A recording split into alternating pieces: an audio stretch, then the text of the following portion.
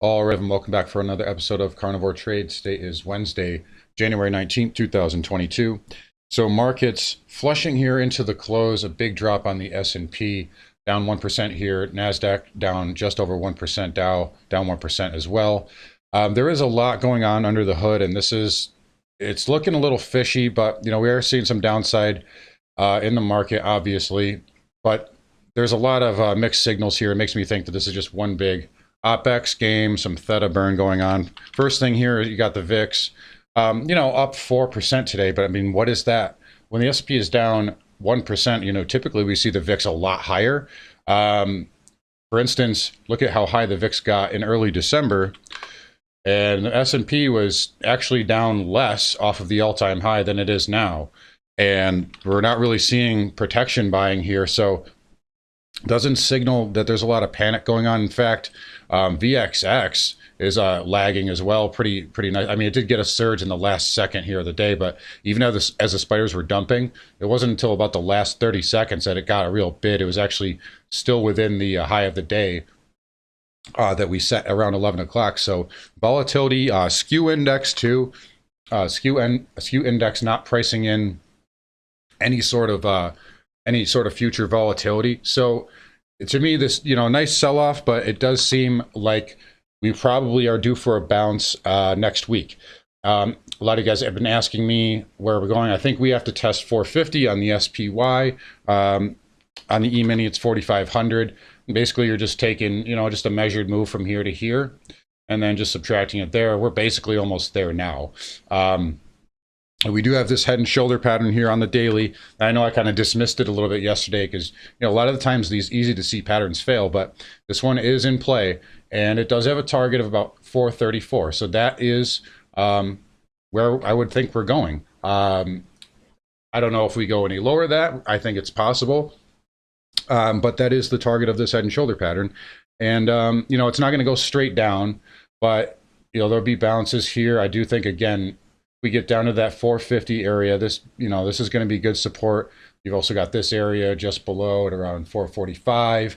So, market can bounce there. You got the 200 nearby. So I do think we're due for a bounce next week. And oftentimes we sell off into the OPEX and then the next week we get a rip your face off rally. So I don't think the sky is quite falling. I do think there's a lot of BS going on. But hey, market is lower, and we'll respect it. And things are playing out the way that we have kind of forecasted here. We've been long rates and short tech, and that has paid off very well. By the way, speaking of paying off, 13 of 13 on the year now, closing out forward for a winner. We still have some of this position, but we took a profit on this short.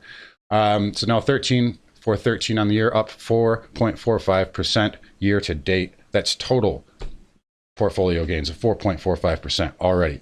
Anyways, so let's take a look here at some other sectors, indices, composite here. Now confirming below the 200 moving average. So your next logical area here is about 14,175. Obviously, this is a major support area. If we got down there, you'd expect a pretty good sizable bounce on the composite triple Qs. You're just testing that 200 moving average. There's also a gap fill just beneath that. So maybe you get down there if we get a panic flush. By the way, a lot of retail, I mean, every retail trader is going to buy the exact touch of the 200 moving average. And as a market maker, you're going to see all these stop loss orders that are set right below the 200 moving average. What do you think they're going to do? They're going to flush it through that, stop all those guys out, and then, take up all that liquidity and take the market higher. So if you're looking to buy this, I would wait till it gets through that 200 a little bit. You always want to buy that Pierce. But anyways, triple Q's down. Diamond taking a hit as well, so that's getting to its 200 moving average again. So that's the third time now in the last month or so that the Diamond is testing that 200 moving average. Also lost this pivot here yesterday and confirmed below that. How about the IWM Russell 2000 new 52-week lows? Warning sign, red flash. Hey, new 52-week lows for the Russell. So finally testing the low end of this range and failing here. We broke that trend line here. We broke this kind of double bottom, had this low here going back to July, but hey, look at that 52-week low on the Russell. Again, this is getting oversold too.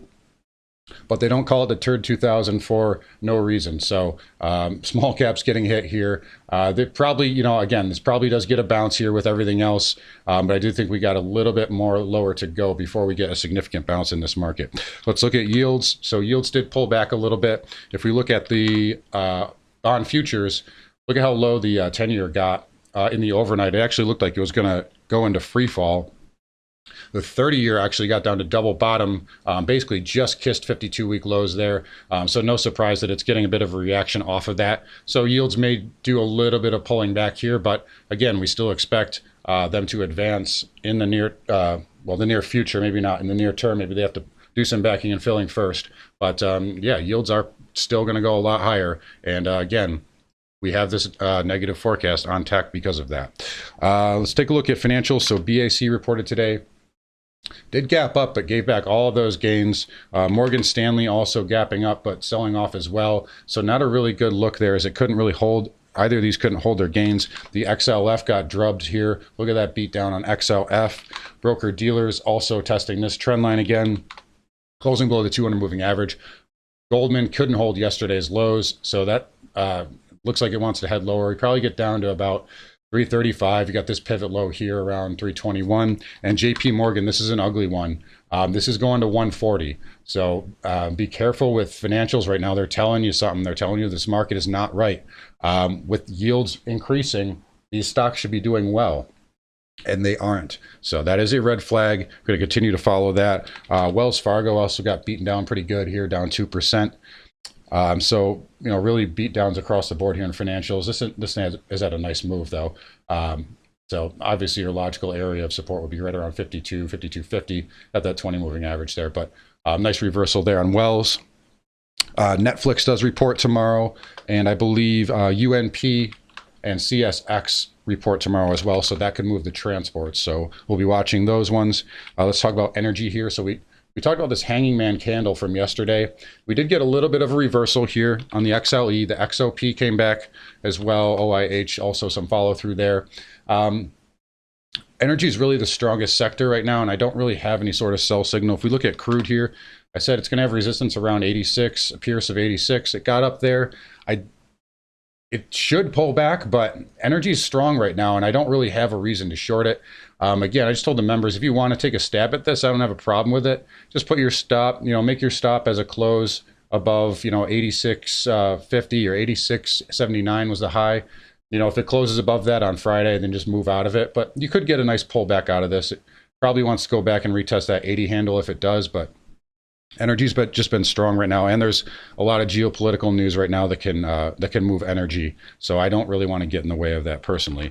Nat gas did puke a little bit today, so that came back in. That's probably going to have support right around 395, but nice little drop there on nat gas. Let's take a look at the dollar.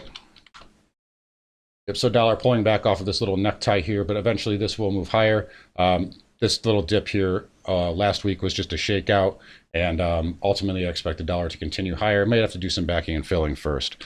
Let's talk about gold. So a lot of people talking about gold today, and I do think it can get up to that 1860, maybe 1865 area. But ultimately, so I want to show you, I'm getting a lot of emails about gold miners. Hey, can we buy? Can we go long? It's tough. The last time that we had a big pump ahead of OPEX, this is what happened. We also had a big pump ahead of this OPEX earlier in May, and they dumped it both times. So I would be very cautious of going long any gold stocks right now. Fool me once, shame on you. Fool me twice, shame on me.